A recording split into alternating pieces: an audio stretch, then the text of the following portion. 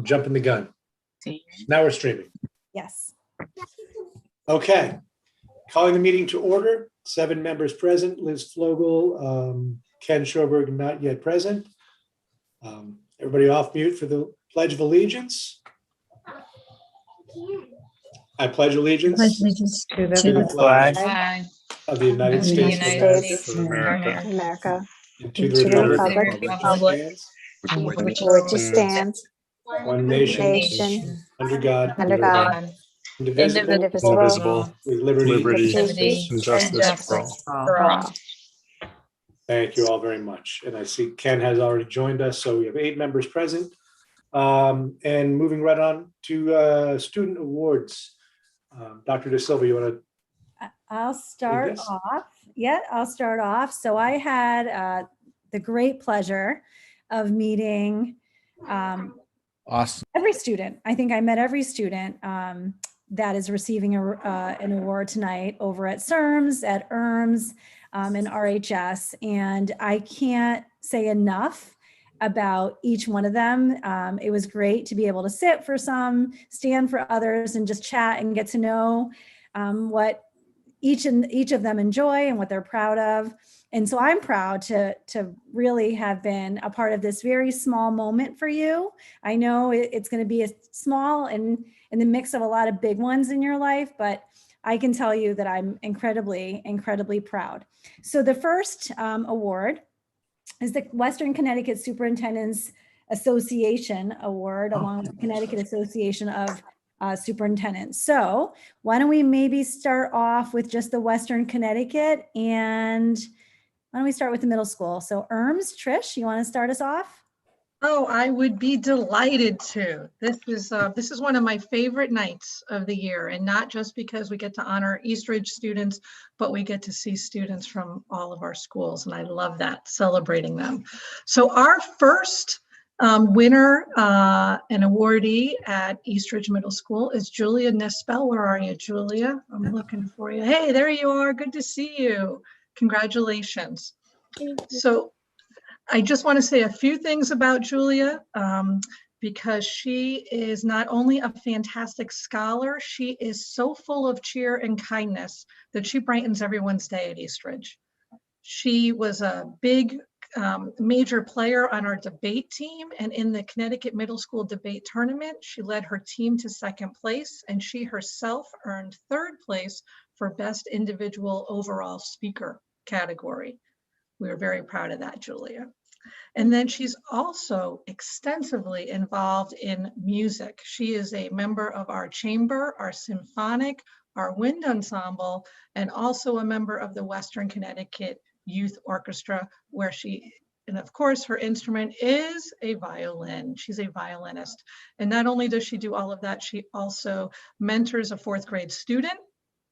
And in addition, in her spare time, she's an active member of the National Charity League, where she's not only a member, but the class president. And then she completes dozens of service hours each year through her congregation.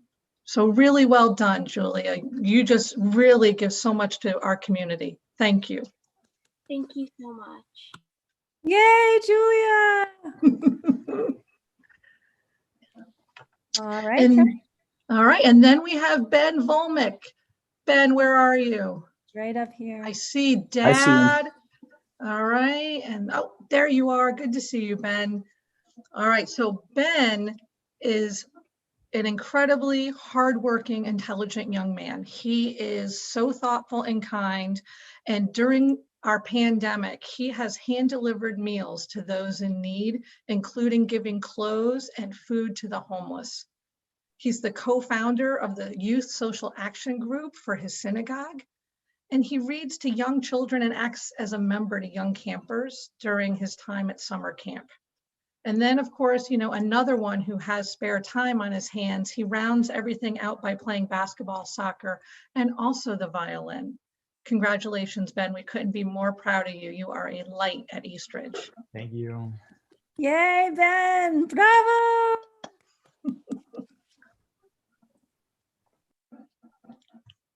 All right, Serms, you ready? Absolutely. Absolutely. Thank you for this is a fun night. It's obviously much more fun in person, but this will have to suffice. I think it's important for parents to know how difficult it is when this is such a special moment, because here we have, we're honoring 4 students from each building when the numbers are very large. And so it's an incredible honor. We're certainly thrilled to honor everybody. I like Ms. Ranieri, love to hear all about the different students from the other buildings. It's a fun night. So we have 2 students for the Western Connecticut Superintendent's Award, and they should know that their teachers, both past and present, the counselors, all contributed to these wonderful write-ups about them. So I'm going to try my best to do them justice. So the first recipient is Dakota Smith. I know that she's with us because I scrolled through and I saw the Smith somewhere in there. Dakota is a remarkably well-rounded young lady. She's a dedicated volunteer, an enthusiastic athlete, and a diligent student. At school, Dakota works hard to maintain excellent grades. She participates actively in all of her classes and gives her best effort at all times. She exudes maturity, intelligence, but carries herself humbly. It's a wonderful attribute.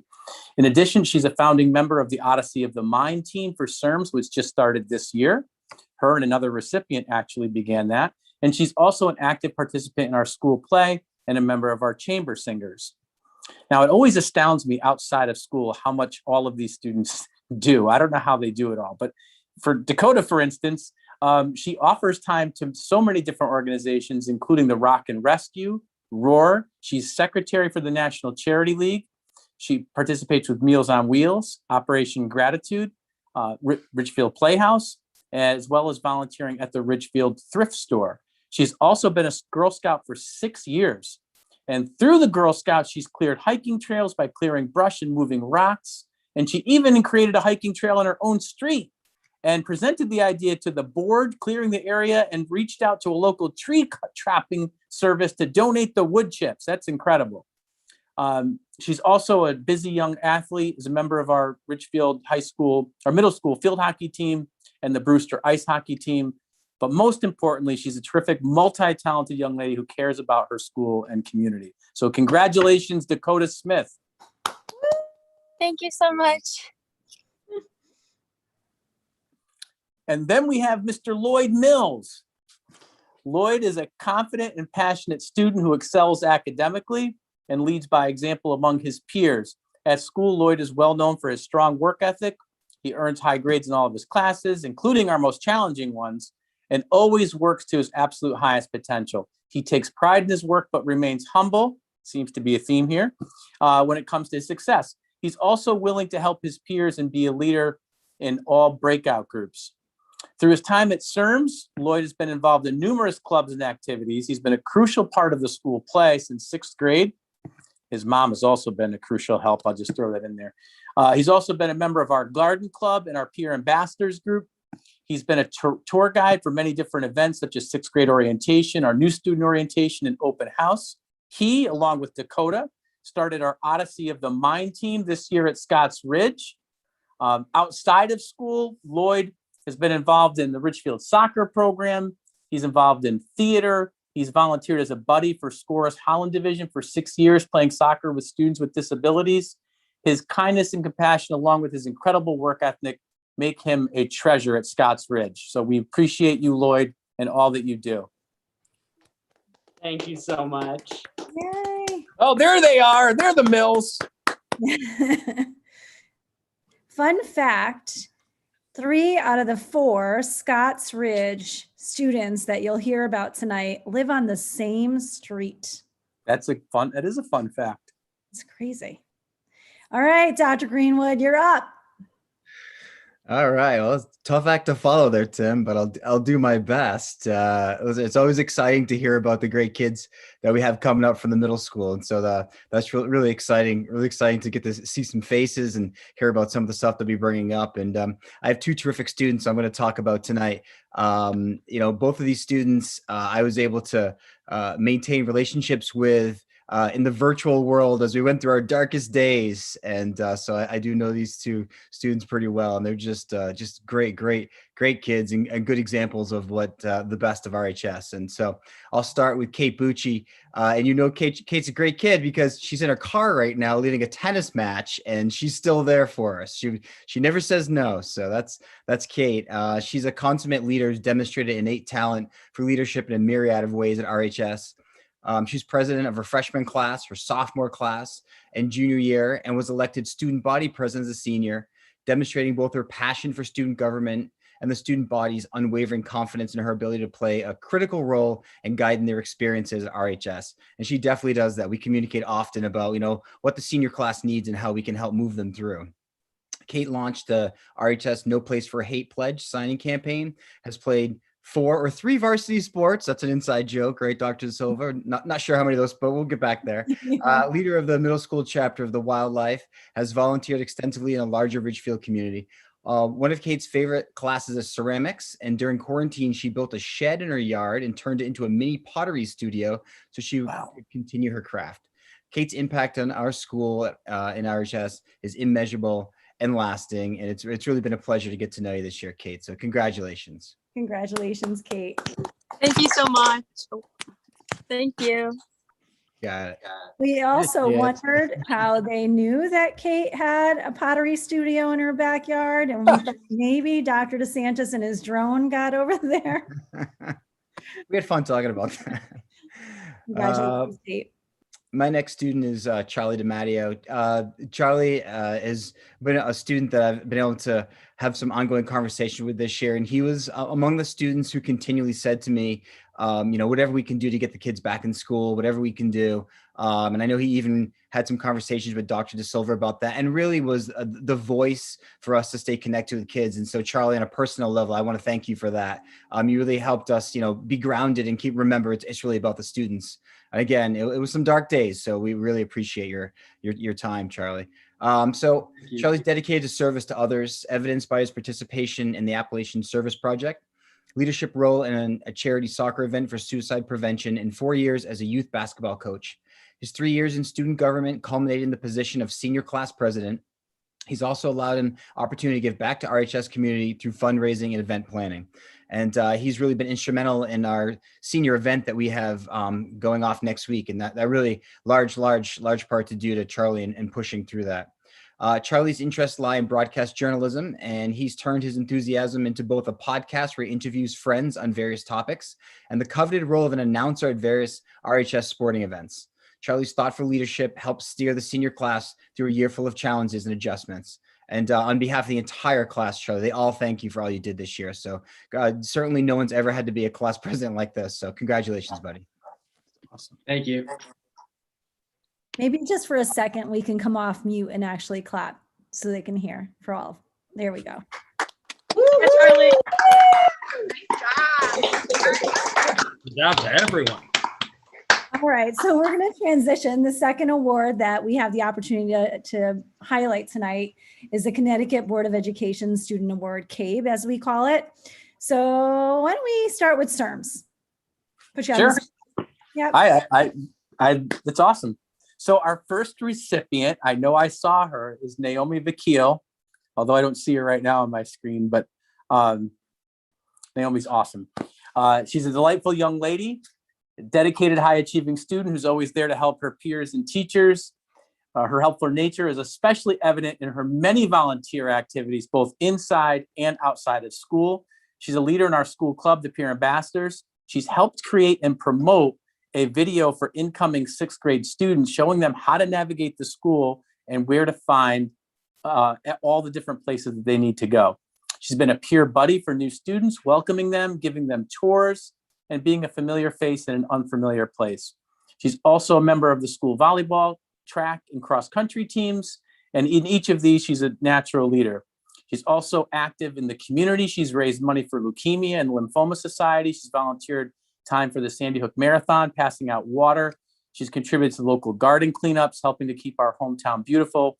And despite all of these contributions in the community and inside the school, she's managed to maintain excellent grades throughout her 3 years. And she's just a joy. And I want you to know, Naomi, that I greet all of the kids every day as they're coming into school. And she's one of the very few that every single day without fail will make sure that she makes eye contact and says good morning. And that means a lot. So congratulations, Naomi. You deserve it. Thank you so much. It's just that some kids are grumpy in the morning. They don't always want to say hello. I get it. Now we have Mr. Aiden Mignano. Where's my buddy Aiden? He's here somewhere. I saw, there he is. I see him. I have to scroll. Aiden is a polite, hardworking young man who combines academic achievement with athleticism, school involvement, and community service. In school, he's a leader who peers look to for reassurance and leadership. He's a model student who always works hard and he puts his best effort into all of his assignments. He's been a peer buddy for new students, welcoming them, giving them tours, and really helping them to adjust to a new school environment. He is also a member of the track and field team, and he serves as a leader from warm-ups through all of the different events. After school, Aiden pursues his athletic interests. He plays basketball, football, and baseball. But even with the busy athletic schedule, he finds time for a variety of community service activities. He's an active member of the Lions Heart Group. He's also donated his time to serve the people of the Dorothy Day Center in Danbury. And on his own, he's even collected money outside of Stop and Shop to donate to those who are less fortunate. Aiden is a terrific, multi-talented young man who cares about his school and community. And I will say, without doubt, that he is a kind, respectful person to everyone. So congratulations, Aiden. Well deserved. Yay, bravo. All right, turning it over back to ERMS. All righty. Here we go. All right. So our first CABE recipient is Kate Holbert. Hi, Kate. All right. So Kate is just so eager and happy to be at school that I think that someday she may be principal or a teacher at East Ridge Middle School, maybe.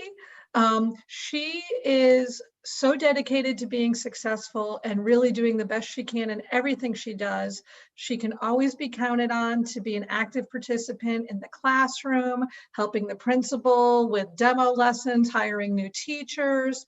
And when she was home or in person with the hybrid model, it didn't matter. She was always raising her hand and participating.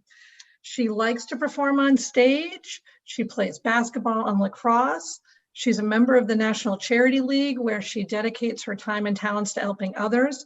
At East Ridge, she's been a buddy for our Unified Sports Program, where she's been a buddy to students after school, running up and down our hallways, screaming at the top of her lungs and having just a good old time laughing. And she's always has a smile on her face, in case you can't tell. And she often will write notes and cards to others just to bring joy to them. And her attitude is just truly infectious. So on behalf of East Ridge, congratulations, Kate. Thank you. I just wanted to say something real fast. I'm so honored to be here tonight, and I would love to thank all of the East Ridge teachers for believing in me. And I work hard every day and try to stay positive. Thank you for nominating me. Oh, well said, Kate. Really nicely done. And then our other person, where's Andrew? Andrew, where are you, buddy? I see you now. I had to scroll a little bit. Good to see you. All right, so Andrew is one who is dedicated to learning. And when he is working with others in the classroom, he really is committed to bringing out the best in everyone. He is always encouraging, supportive, draws people out to participate in class and in groups. He's respectful and thoughtful, always pleasant, always a hello, always a good morning and a goodbye. He gives lots of service hours, community service hours each year, I believe, as a member of the Boy Scouts, right, Andrew? Big time member of the Boy Scouts. And you have to be careful, Ridgefield community, because he is a third-degree black belt in Taekwondo. So we have him on our side, thank goodness. But he also teaches it to younger students, which is really an awesome thing. He has been a member of our student council for 3 years and really is involved in a lot of our school activities that help all the grades and all our different fundraisers and community service activities. And last but not least, Andrew has time to play soccer. So congratulations, Andrew. It's amazing how much you can do. Thank you for everything. Congratulations. Thank you. Thank you. All right, Dr. Greenwood, back to you. Congratulations, Andrew. Thank you. All right, great job, folks. I have two more amazing students for you. Some really amazingly civic-minded students, which really show you, the kinds of young men and women that we're bringing forward here in Ridgefield. Both of these students have done a lot for our school, not only academically and athletically, but they've initiated a lot of programming at our school that all of our students have benefited from. So I'll start with Isabel Griffith. Isabel has made countless contributions to her community during her time at RHS, demonstrating her truly compassionate nature. Isabel has volunteered as a student leader for the Anti-Defamation League's National Names Day anti-bullying program for the past 2 years and took on an active role of speaker this year. She's also highly involved in the BBYO program and planned and led an online convention with 100 participants. As a senior, Isabel was selected to be a student presenter at the Holocaust and Human Rights Center for high school leaders, and she spearheaded the RHS speaker series on social justice that included topics such as mental health and civic discourse.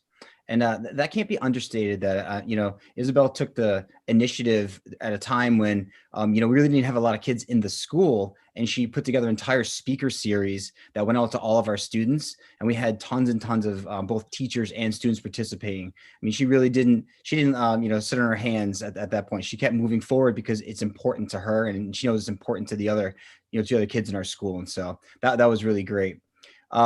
She's also a true humanitarian, and RHS has benefited in so many ways from her devotion to the betterment of society. And she's worked extensively with our No Place for Hate initiative. So congratulations, Isabel. I know you're going to do great things. Thank you so much, Dr. Greenwood. And last but certainly not least is Santiago Bionis. And Santiago has been involved in a diverse array of activities while at RHS. This year, Santiago was a presenter at the Holocaust and Human Rights Center for high school leaders. In addition, he was not only a student leader for the Anti-Defamation League's National Names Day anti-bullying program, he also shared his own story, positively impacting many of his peers. That takes incredible bravery, Santiago, to not only be a student leader, but a presenter at the same time.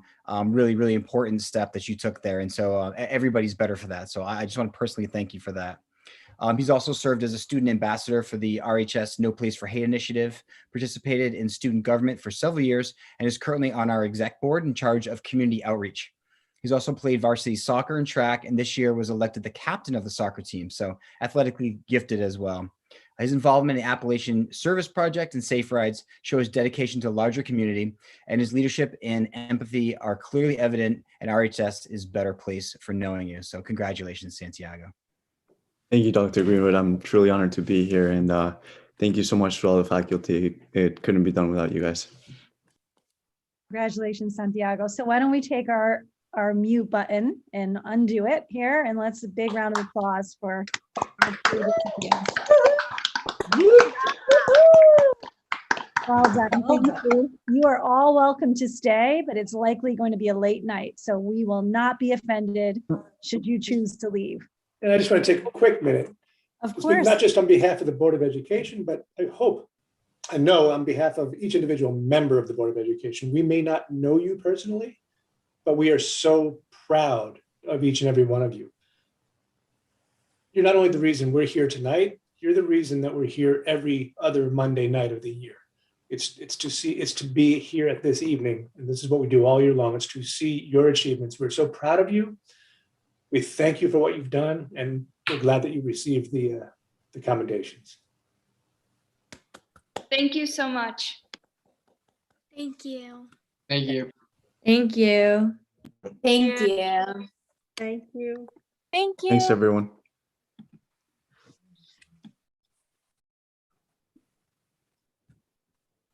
All right, well, that's a tough act to follow. It is. And that's up to me then. Following that with the chairman's report, this is going to be very exciting. First up tomorrow is the town vote. Make sure everybody does get out and vote. It is at East Ridge Middle School, I believe, from 6 a.m. to 8 p.m. Do I have that right? What else do we have? Open choice, which was going to be on this evening's agenda, got moved to 2 weeks from now just due to time constraints, as well as Dr. De Silva's annual review that will be in an executive session 2 weeks from now as well. Strategic planning is back on the calendar for next Monday night. A few of you did send me requests to get added to the upcoming timeline of meetings, and I'm going to make those changes and get you those requests added before the end of this year. Also up, there's a CABE legislative wrap-up on Monday, June 14th at 11 to go over all the legislative changes that have come up this year. I know you're all familiar with HB 6423, which leaves only medical exemptions in place for vaccinations, but we want to hear what else happened. It's going to be at that legislative wrap-up in a few weeks. And that's all I've got. All right, so like you, Jonathan, it's hard to follow the kids, but I'll give it a try. And I'll be brief. Our bridge enrollment is a great success. Let's see whether or not the implementation can be equally successful. By May 14th, we should be able to send out a schedule for families so that they can continue to plan their summer. So again, big thanks to Corey and to Liz Hanaway, who really are creating another school very quickly. So very proud to be able to offer this to our kids, and hopefully it works out for our families and they get the choices that they'd like. This morning, I attended a state webinar on the ESSER 3 grant. You may remember that there was talk that we might be receiving $1.4 million. That number isn't there. I think we're closer to $1 million. And we'll, I think perhaps a little bit over $1 million, but not by much. There will be a set aside portion of 20% of that money that will need to be allocated towards learning loss.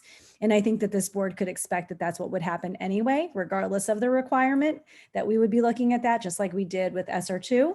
But that is a requirement in this particular grant that 20% of the allocation be dedicated in that way. It is definitely a more complicated grant in terms of how it's written, and includes 2 different types of plans that will need to be prepared for the fall in terms of a return to school. But we'll fill you in more when we know. We haven't actually received the opening to the grant, but we've received some preliminary materials today that we'll have some time to review. You'll hear a little bit about our district priorities as we wrap up those for this year a little bit later tonight. Something that you can expect to hear about soon is a new plan rather than a reopening plan. We'll be creating a new plan for the fall return. Finding a jazzy name for that, that's the next step, but you'll be hearing more about that, and we hope to be as inclusive as possible. And hopefully that will actually tie into the grant. And I think that is it for me tonight. Great. Committee reports. I know we had policy last week as well as curriculum. You want to start with policy? Sure. We had a policy meeting. Yeah, was it last week? And a lot of those policies will be coming forward later on in our agenda tonight. And curriculum, looks like that's also on the agenda tonight. Yes, we had a meeting last week, and we had 4 items. Some of them will be covered tonight, so I won't reiterate, but we did a wonderful presentation by Dr. DeSantis about the draft of the Chromebook rollout, and a lot of information was presented. But basically, it's looking forward, particularly on teaching and technology, design and update standard to create a standards-based curriculum. And not only that, we want to look, where do we find the most impact for tech as we move forward after COVID? And he also wants to look across the curriculum and shared experiences and expectations through all the schools, as well as establishing cycles of purchasing, and be smart and look at years when kids get new Chromebooks, as well as PD. There's going to be, we spoke a little bit about the phonemic awareness, which we'll hear a lot more about tonight, so I'm not going to bore you. And then finally, a little bit of an update on K-12 curriculum work, particularly for the music, visual arts, and let's see, I have them all here, the various essentials. and just talking about that, they're beginning to talk about what needs to, what are the standards? How are they going to be applied across all the grades from K to 12? And then finally, the Summer Bridge update, which we already heard about. So just so many exciting things. And I'm really excited about all the work that's happening. And I think all of us should be, and proud to hear what's happening again tonight in terms of early literacy. Thank you for that. Do we have any liaison reports this evening? I don't think we do. Okay. Moving on to student representative. And congratulations again. Hello, thank you. I just want to reintroduce myself. My name is Kate Bucci, for anyone who hasn't met me before. I want to thank you guys again for the recognition for the award. I appreciate it very much. And I want to thank any faculty that are still on the call that might have nominated me or put my name in, because I really appreciate it. I also would like to apologize that I am in my car for this call. So what is happening at the high school? It has been a very busy past 3 weeks. AP exams have started for seniors, juniors, and select sophomores. So kids are in and out of class taking exams for this week and then the following few.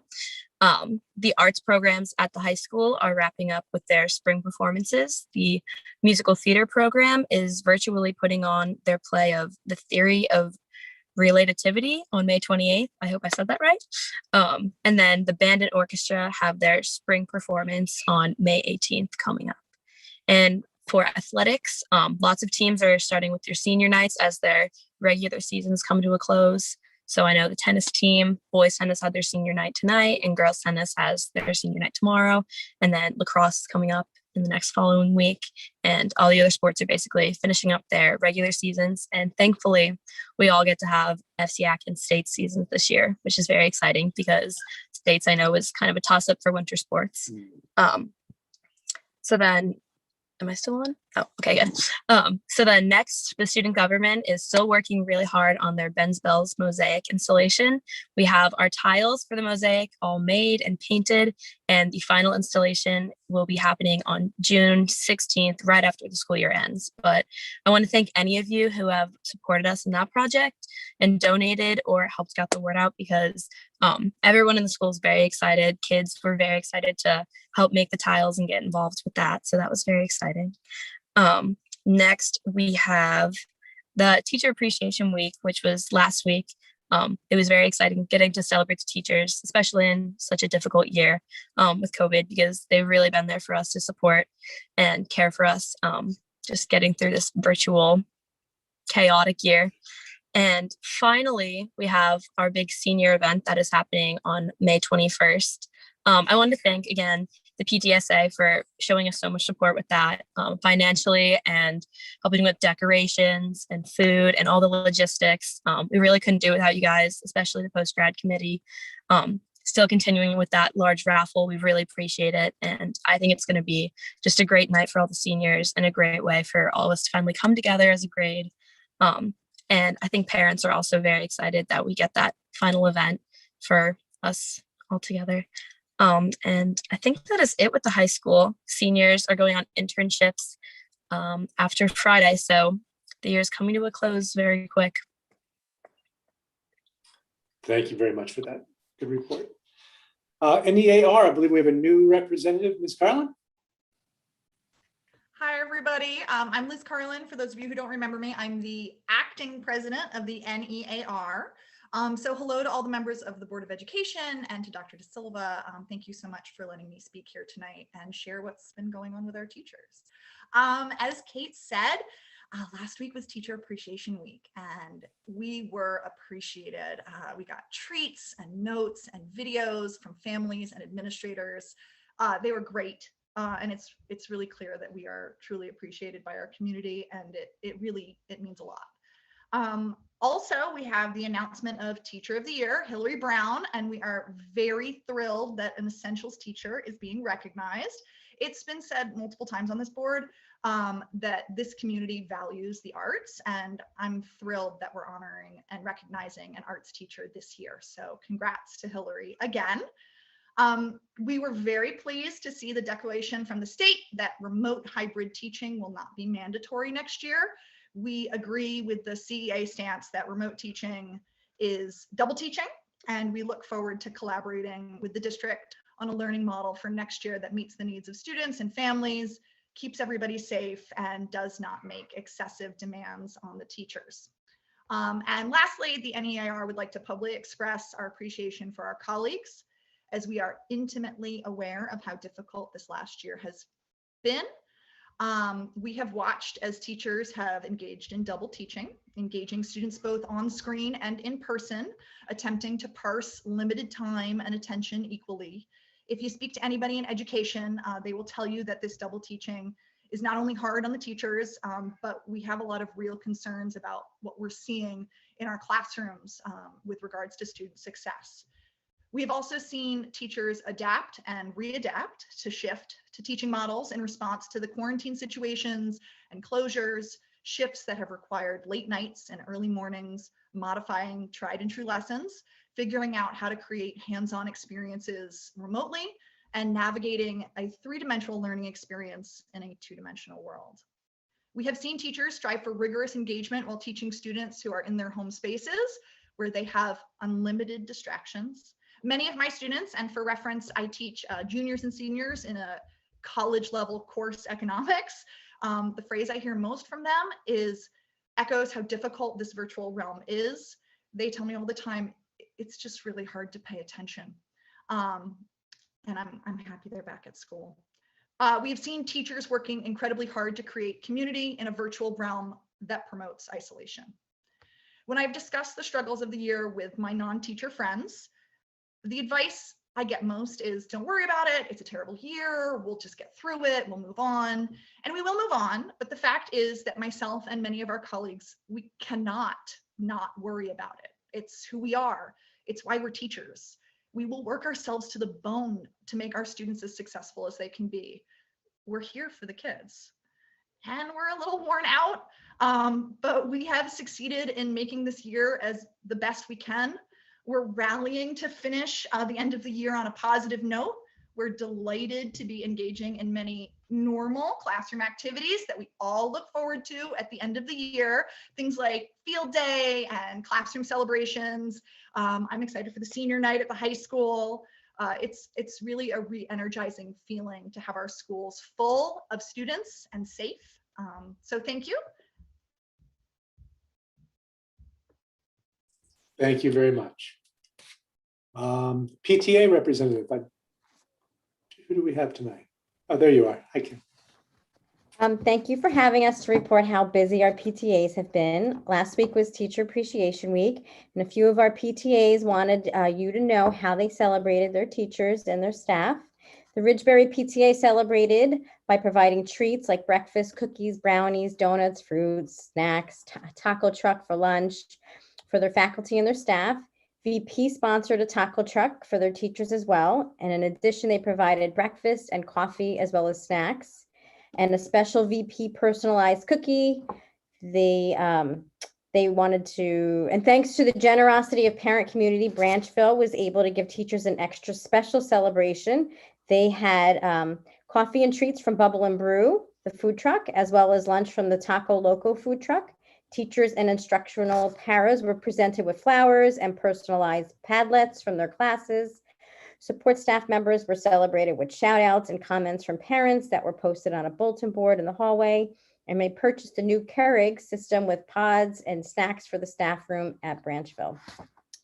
Ridgebury has been sponsoring several virtual field trips, including the Beardsley Zoo, the Wolf Conservation Center, Stepping Stones Museum, and the Connecticut Science Center. They also provided funding to Girl Scout Troop 50585, a sixth grade troop of Ridgebury alumni who are hard at work transforming their courtyard in an outdoor classroom.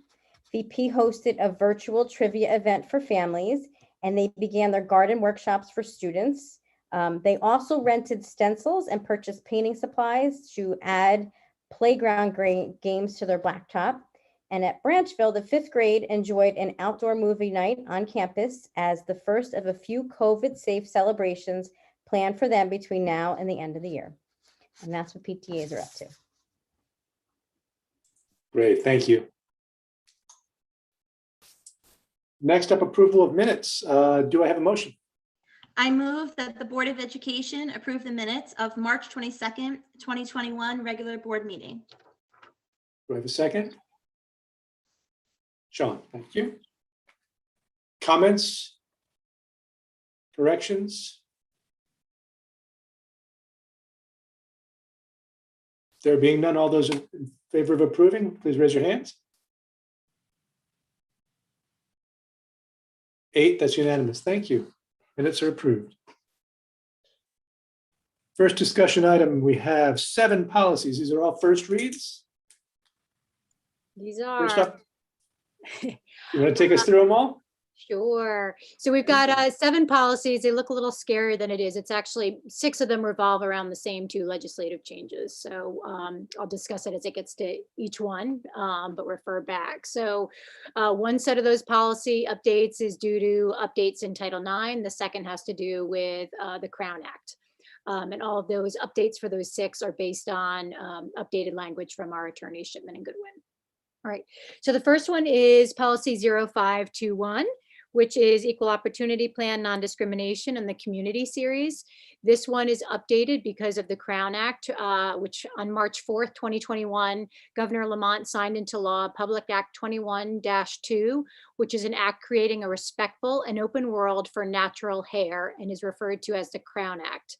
This new law, which is effective immediately, expands on civil rights protections by defining race to include ethnic traits historically associated with race, including but not limited to hair texture and protective hairstyles. So you'll notice that is the language that's been added in this policy. In committee, a couple of other questions came up about this policy as well as the other 3 that relate to the Crown Act.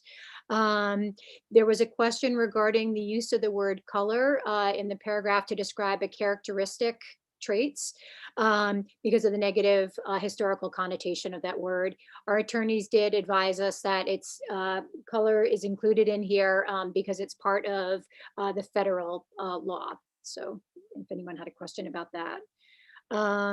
The other thing to note in all of these non-discrimination policies is that the regulations need to be posted on the website in a clear way on the district website. So they will be available there. Any questions regarding 0521 from the board? No.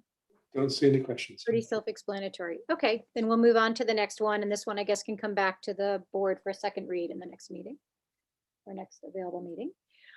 This one is 4118.1, which is sexual discrimination and harassment in the workplace. This is one of the policies that's updated because of Title IX for clarification. Even though we updated it in August 24th, 2020, it's just sometimes legislation changes that quickly. So for this policy, as well as the other one having to do with Title IX, in committee, a question was brought up about why are the sexual harassment policies distinct and separated out from the non-discrimination policies. So again, the attorneys provided some rationale for that. So they said sexual harassment and sex discrimination have their own specific board policies because public school districts must comply with Title IX, which prohibits sex-based discrimination in any public school. Title IX has specific procedures that must be followed when there is a claim of sex discrimination or sexual harassment.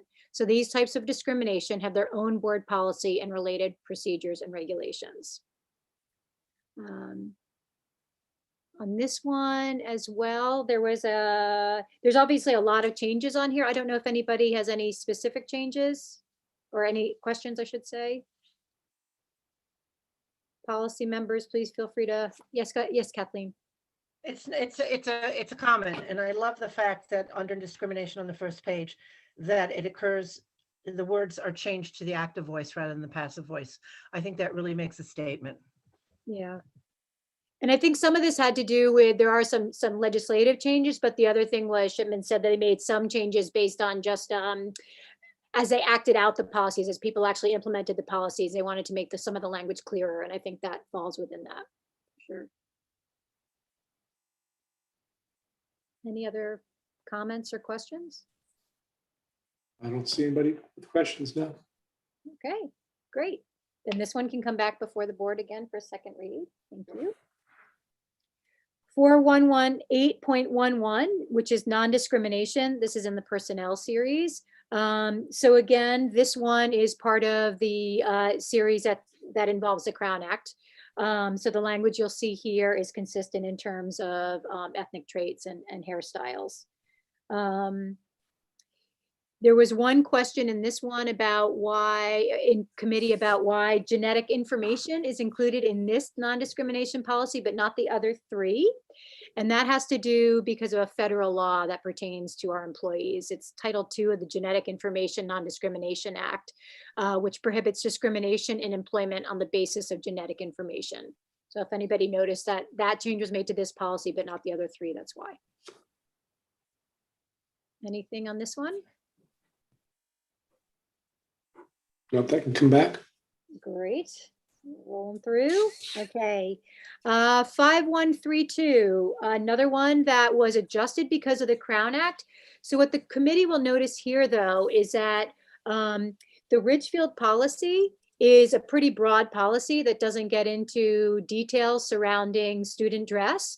The committee discussed it. We decided that we wanted to keep the policy itself broad, but allow some of the detail that Shipman had recommended, allow that detail to be in the administrative regulations, which is kind of how we had it structured before. And again, that was a committee decision. Regulations, as you know, do not need to be approved by the board, but we thought in light of the fact that so much detail is in the regulations, we would at least provide it to the board to be able to read as backup to the slight change in the policy. I don't know if anybody had any questions on either. Do the regulations clarify what well-groomed means and appropriate attire is? In a specific area, you mean, or? We're on 5132, right? Yeah. So does encourage students to be well-groomed and appropriately attired. Do the regulations state what is appropriate and inappropriate, or well-groomed and not well-groomed?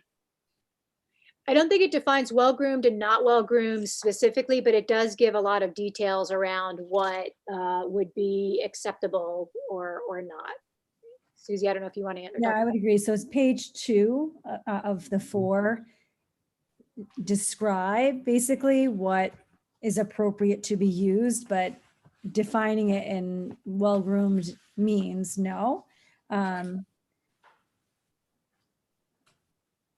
fine. I mean, but I think with like A through M, A through L, really, it does describe generally what is acceptable to be worn in school or not acceptable. Dr. De Silva, do regulations like this, do they exist typically in the student handbook? Like how would students know other than?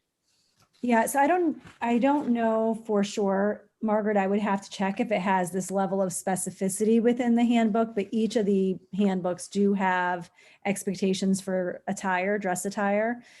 Whether it's to this level of specificity, I don't think that is, but I'll double check that. Not typically.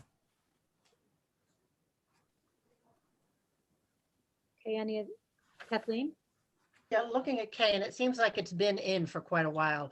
I always know that is a difficult one for analysis by those in charge. And is there somebody who is in charge of making that determination? Because to one is one, to another is another. You know what I'm saying? I think typically what happens, Kathleen, operationally, and we talked about this kind of thing a lot in committee, is that operationally, is it disruptive to the learning process? So when you look at the descriptions here, you could see how some of the descriptions are clearly connected with it would be disruptive, right? So if students were wearing a shirt with profane language on it, that would be disruptive. So ultimately, in any of these situations, if a teacher or an administrator felt that it was disruptive, they would notify a school-based administrator, whether the principal or the assistant principal, and it would be navigated at that level. Thank you. Yeah, I know it's just so difficult.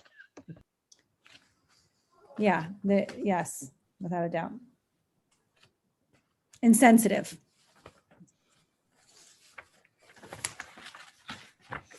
Other comments, questions, thoughts?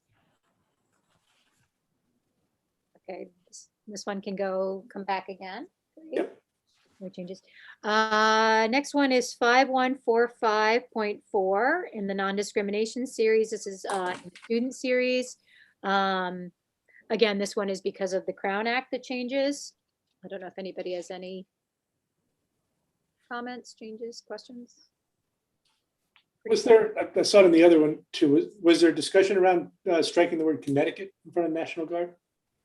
Oh, sorry, yes, in committee, we did discuss, I think nobody saw the value of having to have National Guard specified as Connecticut. Wouldn't it be for all? So we did restrict that.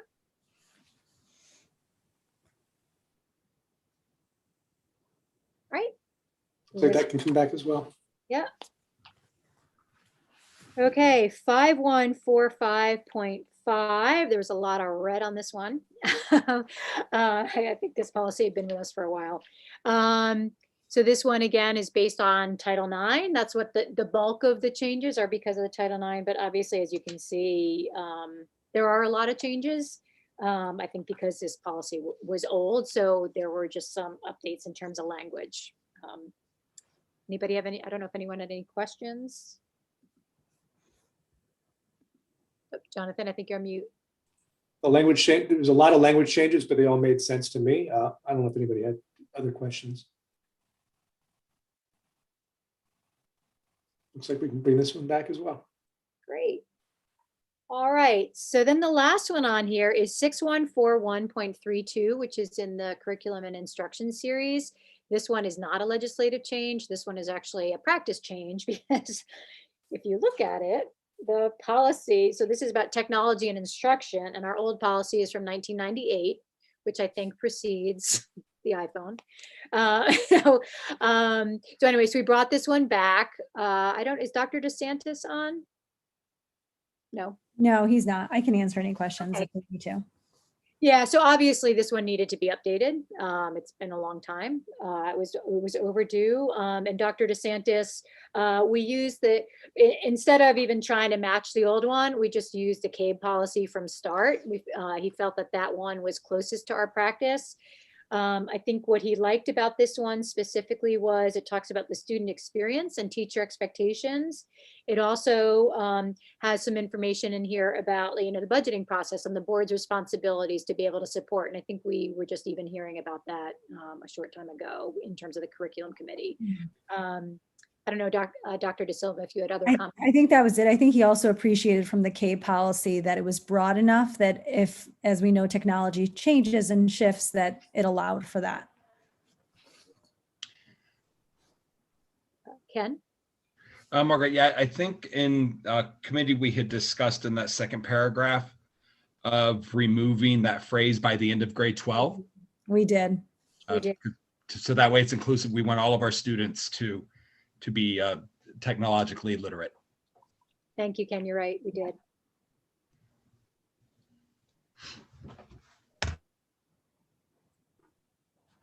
Any other questions, comments, changes? So other than that change, this is just entirely replacing the old policy with the CABE suggested policy. Is that right? Yes. And Margaret, Dr. DeSantis just conferenced in and said that was completely accurate. So you did a nice job. Thank you, Wes. All right, so Jonathan, I guess that one too, that one can come back. We'll make that adjustment the next time it comes back. Terrific. We'll take them all back. Thank you. That's it. And now moving on to curriculum, update on early literacy. So good evening. I'm actually going to turn this over to Ms. Gillette, Linda Johnson, who's here with us for the first time, I think, in terms of a Board of Education meeting, and the team that is working on early literacy, which I think you just saw them joining us, Trisha and Kara and Ms. Tuckner, I believe, as well. And so I will turn it over to the team that's been completely invested in this work, and they're excited to share it with you. And I know that John is somewhere here where he'll prepare the presentation to walk us through. You also received a memo in advance of of the Board of Education meeting tonight to give you a little bit of a background. All right, Corey. All right, great. Good evening, everyone.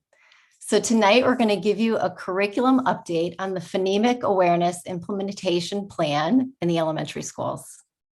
And in order to give you a strong understanding of phonemic awareness, we are honored to have the team from Veterans Park Elementary School joining us here.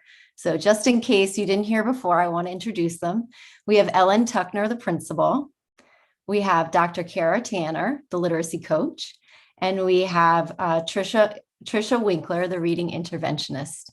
This team has been deep into this work for a long time, and they have already supported the district in so many ways in sharing their insights, not just for this resource that we're going to talk about, but just early reading in general. So I'm really excited to have them present with us tonight. In addition, we're joined by Linda Johnson, our elementary director. So John, we're ready to get the slides up. Thank you.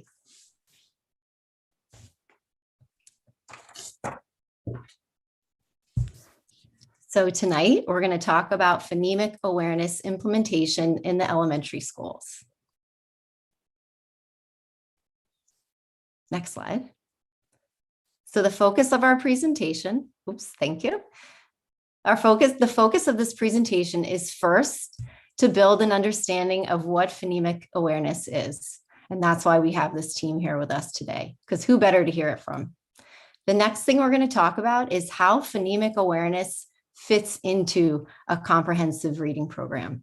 Sometimes some of these terms get blended together, and the team that we have here from Veterans Park is really going to help solidify your understanding of all the different components that are necessary for a comprehensive reading program at the elementary level. And then at the end, Linda Johnson is going to go through the implementation plan for phonemic awareness across all 6 elementary schools, starting with what we're doing this spring and then how that looks into the fall of 2021. So here we go. Here's the team who's going to teach us about phonemic awareness. Good evening, everyone. Thank you so much for having us join you tonight. We are excited to share our knowledge about this subject. But before we get started, I just want to publicly acknowledge my 2 colleagues that I have on with me this evening. They are 2 incredibly talented and skilled professionals and totally dedicated to their work. And I'm honored to work with them every day. I learn so much from them every day.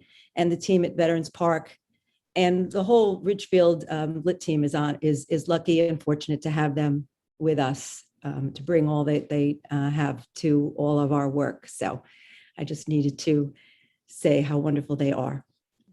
So to begin with, a statement that might seem a little counterintuitive, that learning to read begins with our ears, and that it is a man-made process. It is not a natural thing that we as human beings are programmed to do.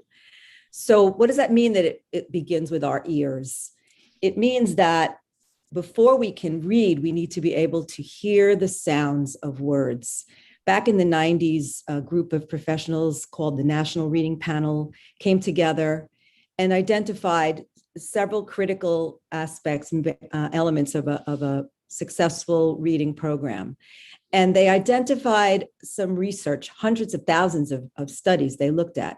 And the research that they came up with highlighted that this idea called phonemic awareness is critical. And that in fact, without it, it is the most important thing that would identify a child who can't read, that without this skill, children are not able to read. So what is that skill? It's hearing the sounds of words. So if I say the word cat, that you can hear that cat is made up of 3 sounds, k, a, t, and that you can't read until you can hear those sounds first. So we're going to show you a quick little video, and Trisha will introduce that video that will just do a great job of defining phonemic awareness. So you may be wondering, what is phonemic awareness? So this short 1-minute video will further introduce this concept, and then we'll talk about it after.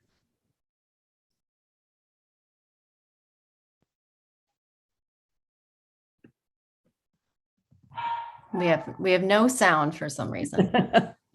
Of course. The irony. Yep. That's right. I can hear it just fine, so I'm not sure where the disconnect is. I apologize. Let me try to figure that out for you.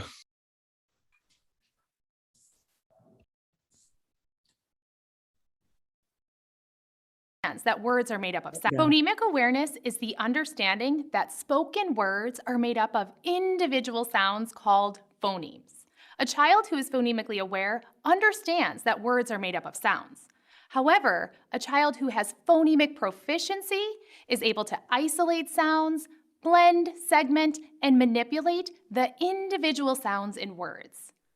Because sounds are co-articulated when we speak, it is not natural to hear the individual sounds in words. Instead, students need explicit instruction to be able to reach phonemic proficiency. Phonemic awareness is often the missing piece for so many of our readers.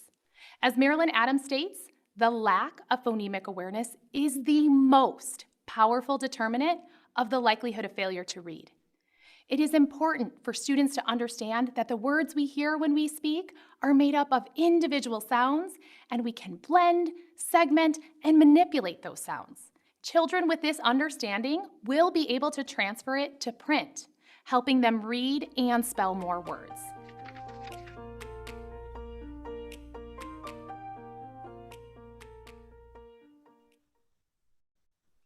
So phonemic awareness develops alongside of early reading skills, and all students should get phonemic awareness training through the end of 2nd grade with a focus of instruction in kindergarten and 1st grade. And after 2nd grade, what we would do is screen them for any skills that they are missing, so then we can fill those gaps. So training the basic phonemic awareness skills can actually start as early as preschool. And when I say basic, I'm talking about rhyming, hat and cat, or syllable segmentation, cupcake or rainbow. The other is alliteration, French fries or brown bear, brown bear. Studies demonstrate that children who have exposure to phonemic awareness skills early on are actually better readers at the end of 2nd grade than those without. So now Ellen will talk about how phonemic awareness fits into our reading program and in our day. Phonemic awareness is the... We're at the next slide, please. Thank you. Thank you. So a comprehensive reading program includes several parts. Phonemic awareness is at the base, and it is, as we've been saying, an essential component that children need to be able to develop before they can move on to reading the words, which is phonics, where they're actually breaking down the words. And we'll talk a little bit more about how those two things go together, but they are very, very different. And this is a very important point, is that phonemic awareness instruction and phonics instruction are two totally different things. And that you may be familiar with a group of professionals that we have right now that Corey brought together called the CAT, where we're looking at phonics programs. That is different than what we're talking about tonight. So just, it's very important that sometimes they get pushed together, but they're not the same thing. So we have phonemic awareness, we have phonics, which involves the sounding out of words as well as spelling. And we have fluency, which we build to be able to rapidly read words, to be able to almost sound like we're speaking, and then ultimately leading to comprehension, the goal of reading. All of these things are critical. All of these things have been in place in Ridgefield.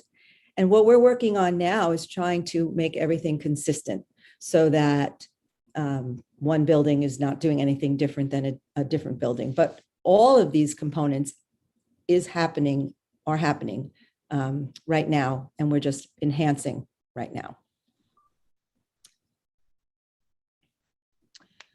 So the program that we're going to be using to help make consistent our practice is called the Hegarty curriculum.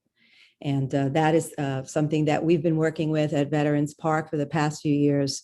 It's extremely easy for teachers to deliver, and it includes all of the most important aspects for leading to phonemic proficiency. And Tricia will share with you some of those skills so you get a sense of what it is our children need to be able to do to become proficient readers. So again, when students have a strong phonemic awareness base, they can detect individual sounds and words and manipulate them in their minds. And the Hegarty curriculum will address all those areas at the bottom in black, and mastery of all those skills will support this phonemic proficiency.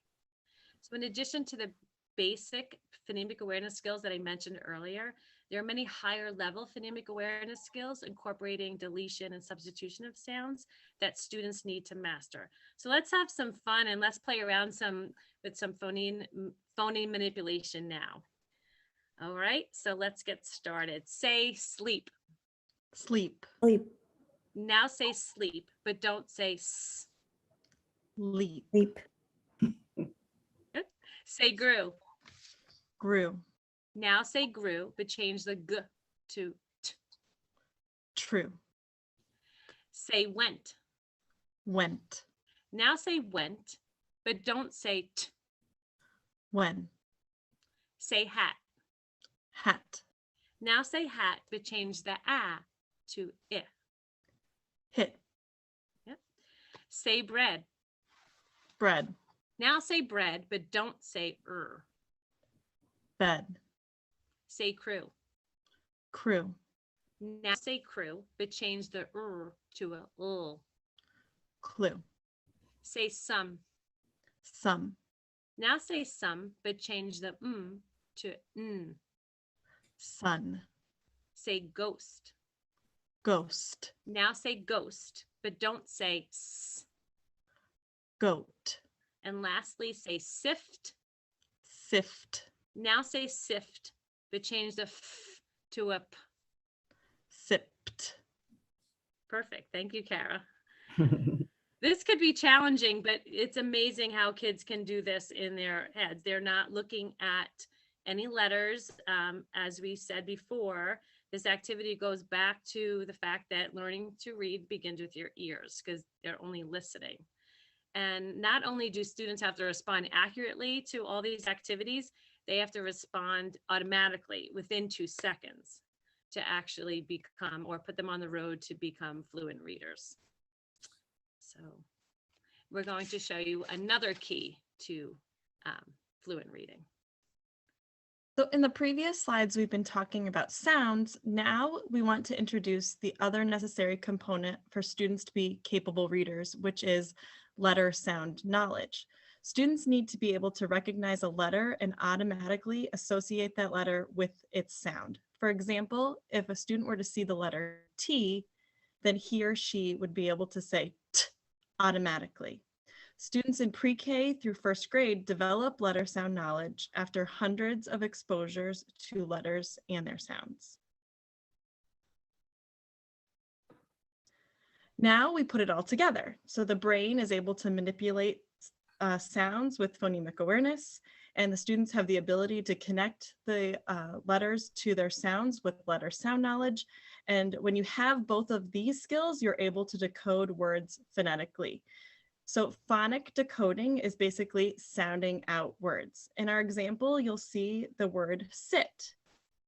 If a student were to see that word for the first time, he or she would then say s, I, t, and then blend those sounds together to be able to say the word sit. Thank you, Kara. I'm going to jump in here and talk a little bit about our implementation plan. Okay, so here we go.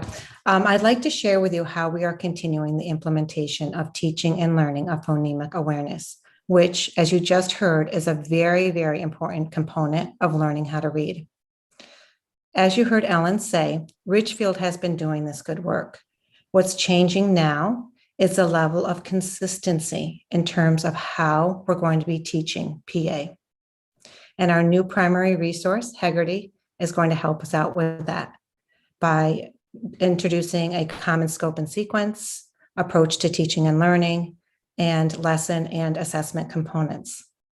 So the goal of our work this year was to focus on developing a common understanding and increasing the level of importance of phonemic awareness. All of our teachers, PK through grade 1, participated in a professional learning session facilitated by Ellen and teachers, similar to what you heard this evening, but with a little bit more teacher talk, a little more teacher depth. And as a result of the session, our teachers walked away with a common understanding of the importance for teaching PA. Teachers have also received their materials from Heggerty, and they've been exploring them with their grade level colleagues and/or with students in the classrooms. And obviously, as you just heard, we've had teams of teachers using this resource for quite a bit now. So the other part of our work this year has been providing professional learning in advance to our literacy interventionists and coaches. Recently, they participated in 2 workshops during which they learned about 2 different resources. The first workshop provided information around the core curriculum materials that our teachers will be using in the fall. And our thinking there was to provide that professional learning in advance so that our specialists were ready to help teachers as they were discovering and exploring materials this year, and then to also be ready for the implementation process in the fall. The second resource or the second workshop that we provided training in was an intervention program that's called Bridge the Gap.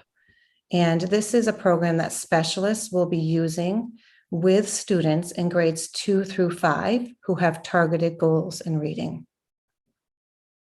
So John, yeah, perfect, thank you. So let's talk a little bit about next year. Our plans for next year are centered around the goal of supporting the implementation of PA consistently across all 6 elementary schools. And with that goal in mind, there's two big parts to our plan, our hopes here. One is a district-wide professional learning plan, and the other is a feedback loop. So at the start of next school year, teachers will engage in professional learning with consultants from Heggerty to learn more about the skills that Tricia had you all try on this evening. And we'll also be learning about the scope and sequence, lesson and assessment components, and the common teaching practices. Throughout the school year, our coaches will be providing follow-up experiences by working with our teachers and students in our classrooms, and then also working with our teachers at grade level meetings. The emphasis there will be on planning and teaching new skills throughout the school year.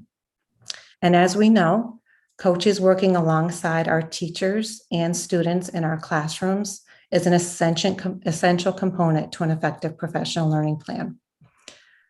The feedback loop, I'm going to talk a little bit about how we're going to stay in touch with how the implementation process is going. And what we plan to do here is to have regular scheduled meetings at the building level, grade level meetings with our teachers, during which we can reflect on how students are responding to instruction. And then from there, we'll talk about and make plans on how to make necessary adjustments. We're also going to be doing similar work at the district level with our district literacy team, which will further promote the consistency across all 6 elementary schools. And we thank you very much for your time and attention this evening, and we're willing to answer questions. Thank you. So that was hopefully a really beginning or at least overview of what phonemic awareness is and how it fits into a reading program, and then what our plans are now and for next year. So thank you to my team, and we're happy to take any questions. Thank you for that presentation. I do know we'll have some questions. Sure. And Sean, you're up first. Sure, I'm by no means a literacy expert, but this seems pretty comprehensive, and it seems like a pretty heavy lift. The implementation plan, is it aggressive? Is it achievable, attainable? Yes. Yes, thank you for asking. Yes, it is. And I think that this team and their strengths demonstrate why it isn't such a heavy lift, because we already have had teams of teachers across the district working in this area and specifically working in this district, in this curriculum resource. Another thing, Sean, that makes this less of a heavy lift is that the resource is very spelled out for teachers. So every day it gives teachers what words, just like we saw Trisha going through with us as she practiced, what words to teach in which of the 8 core areas. So teachers don't have to do any additional work. They just open their binder and flip the page, and it's all there for them. And then the third thing that makes this less, oh, thank you, Trisha, she's showing the resource. And what makes it a little bit less of a heavy lift, and I just lost my train of thought after I saw the resource. Oh, is it, I got it, came back. It's 10 minutes a day. Okay. Now So- let's flip that around. We've got kids that have been learning, I don't want to call it the old way, but the old way. And now we're shifting gears on them. Is it a heavy lift for the kids to adjust, or are we going to experience kids that are behind because they learned No. the old way? And no, that the children have been learning, have been working in this area already. And so it's not like they have to unlearn something that they learned wrong, or they've been doing this work. What we're doing here is we're just making a resource available to everyone, that is so that every school is delivering the same thing in the same manner, so that it's a consistent experience. But our children have been doing this kind of work in one way or another for a long time now. Though if we do identify students, because along with this and what we've had previously are assessments in this area. So if kids are having any issues and not able to do as well as others, we do have remediation available for them. And that's what Linda was talking about. There's a Bridge the Gap intervention program that comes along with it that we have found to be successful and are very excited to have in all of our schools. And just one closing question. I heard the word consultant, which always just throws the hairs on the back of my neck up, because we end up in these endless cycles of hiring consultants and never being able to, we learn to fish, but we never fish on our own. What does that look like in the outlying years? The professional development is actually not as expensive and not as extensive. Our implementation plan is really reliant on the strength of our literacy coaches and our interventionists who are building based. So it's a limited amount of consultant hours. We just had our interventionists trained and our coaches trained in the classroom method and in the interventionist model, and it was a total of 3 hours. So it's not a heavy input of time from the consultants. Really, we're looking to our building-based teams to move this work forward. Yeah, just to add to that, Corey, I think that the term that consultant, Sean, sometimes can be defined differently. So a consultant could be someone that's coming in that we're hiring to provide services directly to kids, let's say, for example. Sometimes you might see that in special education. Or you can have consultants that are doing exactly what you just described, where they're really supporting you described it a little bit differently, but they're supporting our faculty and building capacity for our faculty. And they're there for that period of time, and then they're no longer there. And just as you heard tonight, I think what was most powerful about tonight wasn't necessarily Corey or Ellen or Linda, but yet we had 2 individuals from Veterans Park, right, that are working directly with kids. And so you have those individuals, both Kara and Trisha, that are working directly with kids and faculty building that capacity. So if Trisha and Kara were in my school, I'm feeling pretty confident that our faculty is going to be in very good hands if they have any difficulty in the implementation of the resource that was spoken about tonight. Tina, I know you have a question. Thank you. Thank you so much. I'm by no means a literacy expert, and my kid is so far removed from elementary school. So obviously there've been changes. So thank you for this. It was really eye-opening. And this is how I learned, when I was in kindergarten in Singapore. So thank you. It kind of brings back good memories. But my question is, and if it's completely worded wrong, I apologize. But my question is, and this is for more of the parents who are listening, who are new to this, do we practice structured or balanced literacy? And the elephant in the room, which probably most people or parents who are listening are probably thinking, is how does this fit in with the Teachers College? Because, if you've been part of this town, you've heard the pros and the cons for TC, how it implements. We've had numerous discussions and budget times about that. So how does that fit in with that too? How does this line up with the entire program? And of course, is it structured or a balanced literacy? What are we practicing? And how this lines up with that? Just for everyone who's listening. And for me, I would like to understand more because as I said, I'm not the expert on this. So that is a challenging question, Tina, because the way some of those words are used, sometimes they mean different things. So I think that Ellen did a really good job when she put that slide up that had those 4 different areas that make up a comprehensive reading program. So she had phonemic awareness, and that was the base. Sometimes I call it the cake, like the bottom of the cake. And then phonics builds on that. So it's the ear first, and then you connect to the visual. And then fluency is in there. And then comprehension, because reading is decoding and comprehension together. So all of those elements are in our programming to our students. The units of study, similar to this Hegarty resource that we're talking about, is a curriculum resource. So it's a resource that we use across the grade levels in reading and in writing.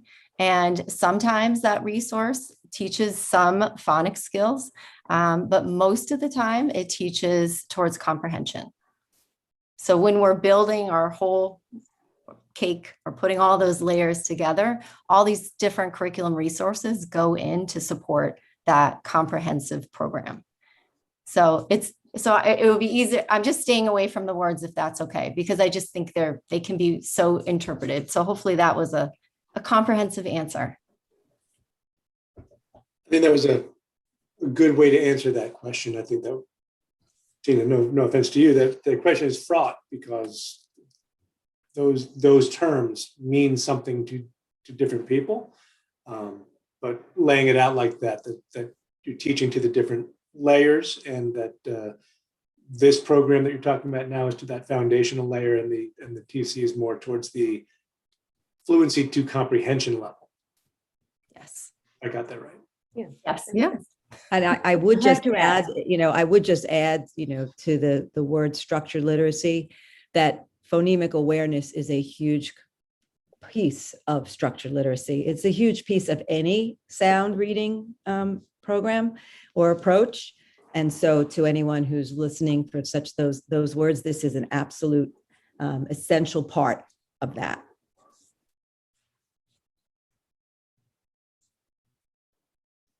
There are questions from board members? Kathleen. Just to put it out there, I think in terms of the phonemic awareness, it's a wonderful program. And, the 10 minutes a day is absolutely essential for all children. Are there benchmarks that are easily identifiable for the classroom teacher who's not an interventionist to realize that their pre-K, K, or 1 student is not getting it in that 10-minute whole group instruction, and will provide him or her with the ability to either provide a double dose or refer or think about what might be needed? I think that's one of the things that everybody would love to hear. So yes, yes, that's another thing that makes this resource so helpful for us, is because it does contain those kinds of common assessments. That's part, another reason why you want a common resource across a district is that you can set foundational benchmarks using that assessment to make sure that we're monitoring kids' progress across that foundational band of reading as they progress through the grades. Especially at the beginning of kindergarten, we want to see how kids are with that skill, and then we want to check in over the year and then into first grade. So you really laid it all out there. Yes, all of those components are important, and really the work of the literacy team this spring, which is quickly ending, is to make sure that we are looking at those assessments and looking at the other assessments that we currently have and seeing how all these pieces fit together, and perhaps removing some things that are now duplicated or not exactly aligned with the Hegarty resource. So that is something that Linda Johnson is working on with the literacy team. And then you see here 2 great members of that team tonight. Just another question or comment. I know a lot of people that are watching may be a little concerned to hear that this is already in place. I think people are looking at a perceived hole in the curriculum and thinking this is something to fill a hole, but then they're hearing also that there's not a hole because we already have this. Can you just clarify for us what is different going forward? How this is not the same as what we had last year? If we already have this? What will be different is across all 6 schools, it will be fully implemented consistently. The same resources will be fully implemented consistently, and we'll make sure that all of the 8 skills will be covered each day in that 10-minute lesson. So it just adds more breadth and depth and focus to that skill and consistency across all of the grades, all of the schools. And then with the added assessment. So if I could just, yeah. Corey, I think there's a piece that may be getting, that maybe slightly mixed up. I think this is that I'm just going to attempt to clarify a little bit. Sure. Awareness, as our team described tonight, is a foundational experience for kids. Different than phonics. A lot of the, before Corey, before Linda, a lot of the conversation that was happening at the Board of Education level in some ways combined with the conversations around TC. So I think all of those pieces were somewhat mixed up. That we're not talking about phonics tonight. You're going to be hearing more about phonics in the future. We've actually already shared a little bit with the curriculum committee. Corey did that either last meeting or the meeting prior, and talking about what the team is studying. That's not what we're talking about tonight. What we're talking about tonight is that foundational experience of being able to hear the sounds and words, which is phonemic awareness or phonological awareness. And so what parents and what children and what our faculty can expect is that across all of our 6 schools, we have a primary resource right now. That's the Hegarty resource that will be implemented for a minimum of 10 minutes a day. And then obviously for any child that needs more. And just like when we practice tonight, if I was having a hard time with any one of those foundational pieces, I would be pulled in a small group for perhaps a double dose of that 10 minutes. Soon we'll be talking to the Board of Education about phonics. And that's part of a study that Corey, Linda, and the team are going to be looking at later this spring. And they've already started, right? With doing some preliminary work around 2 different programs. Again, the Board of Education can expect to hear about that study and what will be implemented for the fall. So there's a lot of things happening simultaneously, but I think it's really important that we distinguish between the phonemic awareness and phonics, because historically, I think our board has had a lot of conversations around a systematic phonics program and that being implemented consistently across our 6 schools, 1 program. And so that's for a later conversation. This is just that platform that has to happen even before that. So you can't have phonics without having phonological awareness, because your ear comes first and then the visual extension of that. So I just wanted to take a moment just to pull those pieces together, Corey, because coming in February, you may have not had a full perspective. Yes, thank you. I appreciate that. It seems like a structured and balanced approach. Indeed. Thank you. Other questions from board members? Thank you very much for that presentation. Very helpful. Thank you. Thank you, Ellen. Thank you, Kara. Thank you, Tricia. Thanks, everyone. Thank you. Good night. Good night. Okay, next up is the district priorities update. Dr. Silva. All right, so this should be pretty quick. I'm just going to ask John to share his screen. And so there's some new pieces to this, but not too many. So we'll go through it pretty quickly. You've had an opportunity to look at the update. If you have any questions, don't hesitate to stop us. You remember one of the first priorities was to develop and implement a reopening plan that supports students, families, faculties through the COVID-19 global pandemic. We've made it through, I think, or as much as we possibly could, to the month of May. And overall, I think it's been a really successful year given the circumstances. So most of the work that happened in March is really what's happening now. As I shared earlier tonight, is now we're looking ahead in terms of fall planning. You heard Elizabeth Carlin from the union, to the teachers union today, speak about the virtual experience. I've shared with the board the governor's position on, you know, bringing kids to school in a full capacity for the fall. And so really what we're planning for now is, all right, we have our bridge program, we're getting our kids back, we're getting them acclimated as much as possible for those kids that are participating. And now what can we expect from the fall experience for kids? And so that's really where our trajectory is headed, is what will the school experience look like for all kids, and what accommodations may be needed, and what plan will be in place if those are needed. So we're now transitioning to that space. We have Chat and Choose, probably not the best title, but that's the best one we could think of. We're meeting with all of our 9 schools, the cabinet is, an opportunity to share lunch with them and really get a sense of what the year has looked like, and collect feedback, you know, in an informal way, so that we can get some insight into the experience that they've had. We certainly have had lots of structures that have allowed for that. Whether in reopening, we have an elementary representative group, we have a secondary representative group. We communicate with all of our unions, I think, pretty well. But the reality is teachers in an informal way provide different feedback that perhaps we couldn't experience in those settings. So we have an opportunity for that across the month of May. So we'll be pretty busy there. The next priority, which I will turn it over to the business department, was to provide transparent understanding of the district bank accounts purpose and ensure best practice. And I'm not sure that Dawn has much more to share since March, but I'll leave that to Dawn. Sure. A little bit of an update on that. We did build all of the ledger accounts for the athletic fund, as the athletic fund will be in its new form July 1st. We needed to get those in.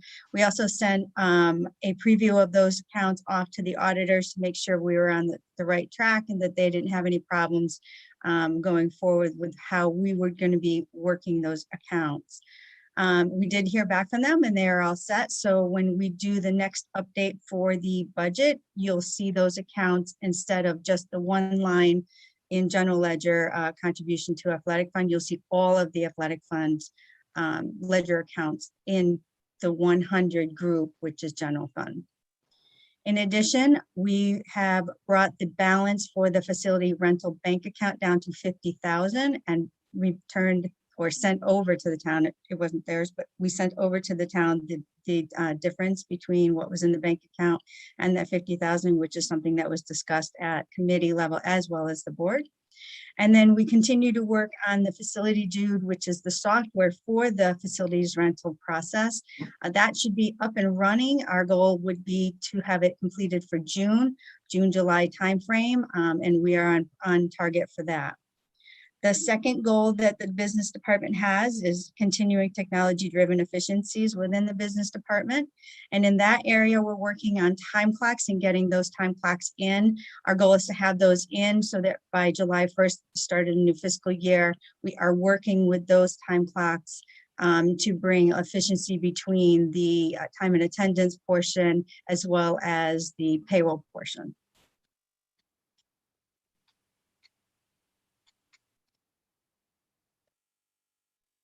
Okay. Yep, facilities. So Joe, tonight, advance the district facilities project. It seems like that's an ongoing project. I'm not sure, not ongoing priority. I'm not sure that it'll ever end. Joe? No, it will never end, but we're making great strides. So the May update is basically a continuation of the March update. And my goal is a little different, is it's going to bleed over into the next school year. Because a lot of the collaborative efforts that we're working with the town will be some of the ongoing summer projects. So it's been a very productive goal. Both sides have done a lot of knowledge sharing, and we've seen some very good results as far as lead time and shared resources. All right, headed over to teaching and learning. We were establishing short and long-term goals through an assessment of the teaching and learning pre-K through teaching and learning structures, pre-K through 12. Corey? Okay, so we shared a lot of these updates in the curriculum meeting last week. As you've heard, the Summer Bridge exceeded our expectations in terms of enrollment. And so we're still working on that, and registration hopefully will be finalized by Friday. Now that I have the Director of Elementary Education and Dr. Gundel leading the 612 math science work, we are really getting moving on creating consistent structures for memorializing and collecting curriculum that's out there, and then making short-term and long-term plans for different curriculum projects across all content areas and essential areas K-12. That's going to include a teacher-facing website and a lot of other fun elements that we hope to share with you soon. And we just did our presentation tonight on PA, and we are continuing our CAT, which is our collaborative action team study of 2 different phonics programs. That's a representative team of pre-K, K, first grade, second grade specialists, special ed teachers, and administrators. Corey, when do you expect to have an update for the full board on the phonics CAT? I wonder if that'll just help bring the broader picture together around literacy. Happy to do it anytime. We did a little bit at the curriculum committee, but we can definitely delve in more after May 24th is when we're having our second awareness workshop from Foundations. So probably after that would make sense. We'd have a little bit to share on what we've done so far. Sounds good. Thank you. Great.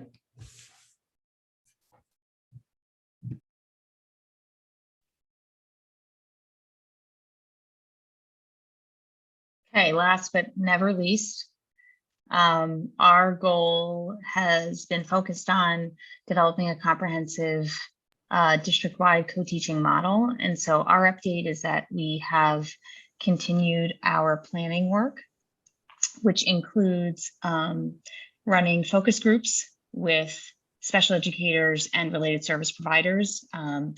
Dr. Show and I have been meeting with them to understand their experience as it relates right now to providing services within the models that already exist, the things that are working well and things that are challenging. We have designed the co-teaching committee, even though we haven't invited folks to participate yet, which is going to be a huge effort into next school year and a commitment for everybody involved. We have designed also faculty and student surveys based on their current experiences within the models at the elementary and secondary levels that exist, and identified partner districts, mostly over the border into New York, where we can learn a lot from their co-teaching models that already exist. Oh, and we've begun planning discussions with building administration around, as we evolve with this model, the logistics behind it and the feasibility behind it, so that we're ready come budget cycle next school year. Okay, we'll take questions. Any questions from the board?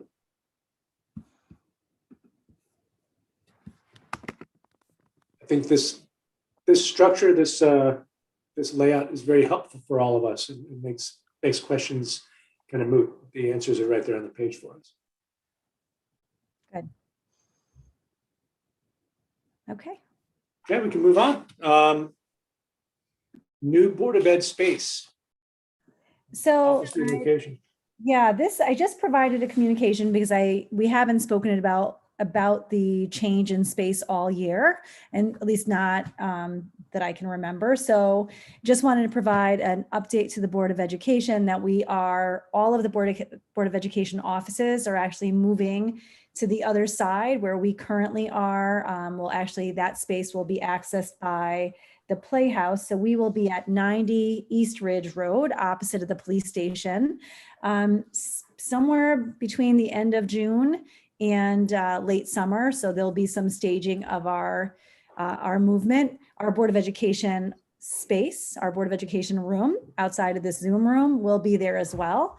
So we'll actually all be over at 90 East Ridge Road. So it will be a little bit of a challenging summer because we're going to be moving, staging 2 spaces. And as you know, we're running full-time school again in June and July. So if you're looking for us, I can't tell you where to find us, either 70 or 90, because I'm not even sure where we'll be. But in any event, all joking aside, we just wanted to be sure that we were communicating as we make that transition between June and August. Have they built the new vestibule there for the making the entrance from the ground floor garden level to and the tenants upstairs? Yes, yes, we're expecting a CO, I believe, in June. So I think the only piece that may be a little bit further away is the elevator. Is that right, Joe? Correct. Yep. Yep. I think that's what might be holding us back further is the elevator space. But outside of that, it's moving along actually very, very quickly. And overall, the space, it's different, but the space it looks good. Questions? Thank you. We can move on to correspondence report. Starting with public comment. Good evening, everyone. Yes, we have public comment this evening. First public comment is from Mark Simone, 36 Mimosa Circle. Board of Ed questions. Number 1, given the significant financial investment which was necessary to put into place the logistics to conduct remote learning, how will the RPS administration put to use this investment in future school years? Question 2, for the past 15 months, RPS has been following the science by making decisions based on science. The result has kept our children and teachers healthy and in school. With that said, another long-term clinical study has recently been published by National Jewish Health showing how children's health can be improved by having our older children start school later, thereby allowing extra sleep. This study also showed no changes in the amount of sleep our younger children received by the adjustment in their school start times. Given the numerous studies going back 10 years showing the improvement of health by increased sleep, when can we expect the RPS to follow the science and implement later school start times? Thank you. Next public comment is from Carrie Knopp, 1 Stebbins Close. We are glad to hear about the addition of a phonics, phonemic awareness, and phonological awareness program. The following states and cities have dropped the Teachers College Reading and Writing Project from their approved curriculum lists: Arkansas, Colorado, Tennessee, Louisiana, and New York City. Why are we still using it in K2 and funding teacher development in it in Ridgefield Public Schools? What will RPS do to help remediate any deficiencies in the reading abilities of children presently in grades 12 to 3 who haven't received the proper foundational skills in reading due to the over-reliance on Teachers College Reading and Writing Project in the past?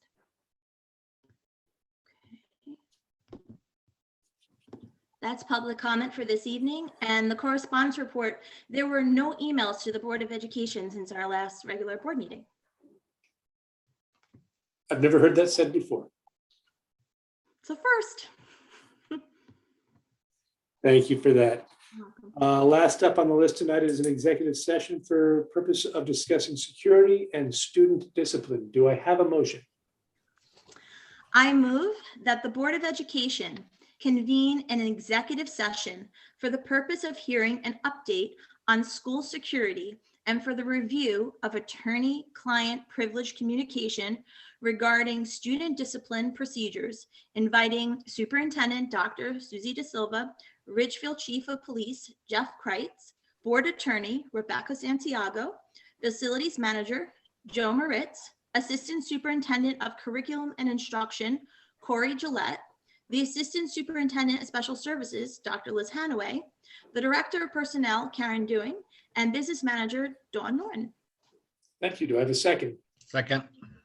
10 seconds. All in favor of moving into executive? Unanimous. Thank you. All right.